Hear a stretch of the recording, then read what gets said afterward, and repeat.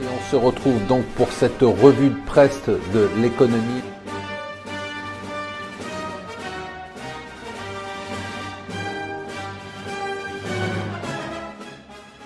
Bonjour et bienvenue sur Mon Financier pour le Morning Zapping du jour. Alors avant que j'oublie, ce soir n'oubliez pas, c'est votre argent, ça sera exceptionnel avec nos Jedi de l'économie et de la finance. On va rejouer la semaine, on va vous donner des conseils.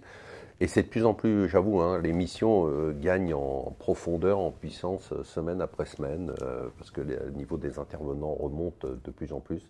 Et l'émission est de plus en plus passionnante, je le trouve en tout cas, en y participant, qu'il y a beaucoup de choses qui sont dites et je vous conseille de la suivre. Le dollar, tiens c'est marrant, pour une fois, un marché réagit logiquement à ce qui devrait se passer. Les taux d'intérêt aux États-Unis remontent, les taux d'intérêt en Europe restent stables, au Japon aussi, et du coup l'euro descend à 1,16 et le dollar yen à 113,50. Alors pourquoi j'ai l'air si étonné? Parce que tout le monde est perdu sur le dollar. J'ai regardé toutes les prévisions de tous les grands établissements américains, internationaux et les spécialistes du secteur. Et franchement, il y a tout, la hausse, la baisse, personne ne sait comment on va. Pourquoi? Parce que tout le monde s'est planté depuis 2-3 ans et il y avait des consensus et ils étaient toujours faux. L'autre élément de marché qui est quand même très impressionnant, c'est, on s'y attendait, Musk, rappelez-vous, avait tweeté sur le fait qu'il allait retirer Tesla de bourse et puis 3 semaines après il avait dit non mais finalement non. Et bien la SEC dit on fait pas ça parce que bien évidemment quand il avait annoncé qu'on allait retirer Tesla de bourse, le cours avait flambé et donc la SEC dit on va vous poursuivre pour information fausse et trompeuse et on veut vous interdire de garder la tête d'une entreprise cotée. Donc ça veut dire que Tesla, sans Musk probablement, donc à suivre dans les semaines qui viennent, il va y avoir beaucoup de rebondissements. On disait, ils se mettront jamais d'accord, comment on peut concilier, moi je le disais aussi d'ailleurs, un programme du mouvement 5 étoiles et de la Ligue. Et finalement, et c'est peut-être ça la mauvaise nouvelle, ils arrivent à fonctionner ensemble et ils arrivent même à faire un budget dont l'objectif de déficit est certes beaucoup plus élevé que ce qu'on attendait, il sera à 2,4%, mais il est meilleur que celui de la France.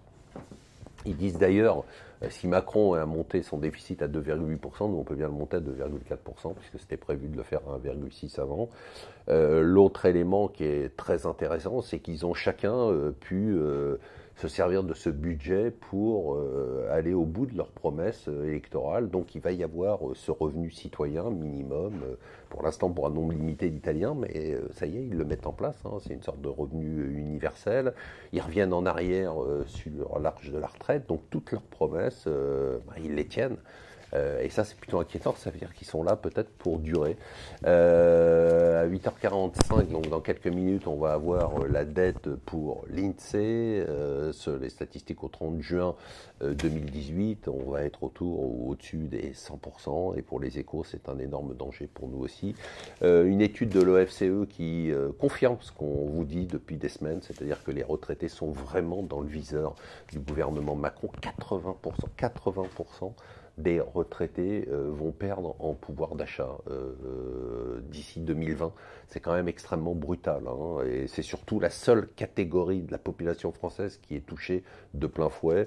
Et enfin, moi je pensais qu'ils étaient déjà en France, pour être tout à fait honnête. Il y a quand même 3,5 millions d'abonnés. Il était temps qu'ils ouvrent. Alors ils annoncent ça comme un truc extraordinaire. Netflix ouvre en France. Quand on a 3,5 millions de clients, généralement on ouvre un petit bureau. Ça paraît assez logique. Voilà, je vous souhaite une excellente journée. N'oubliez pas ce soir sur BFM Business à 19h et tout le week-end et ensuite en replay. C'est votre argent. Je vous souhaite une excellente journée et puis un excellent week-end.